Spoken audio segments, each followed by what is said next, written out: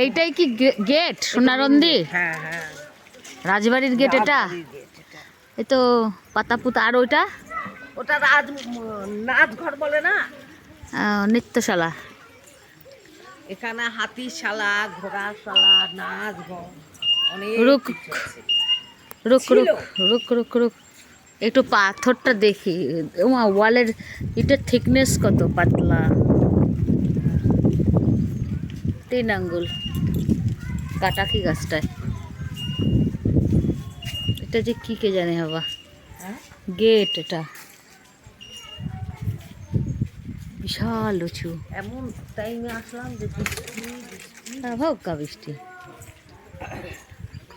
এইটা কি যে গাছ হয়ে গেছে, একদম সংস্কার করে না মনে হয়, একদম গাছ টাছ হয়ে গেছে। রিক্সাওয়ালা কে জানে যে এর ভিতরে কিন্তু রাধা গোবিন্দর মূর্তি আছে তো।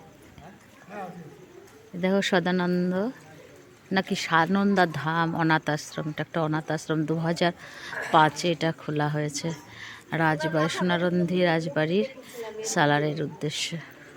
দেখো অনেক বাচ্চা আছে, এগুলো সব অনাথ বাচ্চা আছে না? না না, এই যে অনাথ বাচ্চা আছে, অনাথ আশ্রম আছে এটা। অনাথ আশ্রম। এই যে রাজবাড়ি, আমরা এই ভেতর দিয়ে রাজবাড়িতে ঢুকবো এই গেটটার ভেতর দিয়ে। এইগুলো যে কি ছিল জানি না, রাজাদের কোনো ধ্বংসাবশেষ হয়ে পড়ে আছে সব।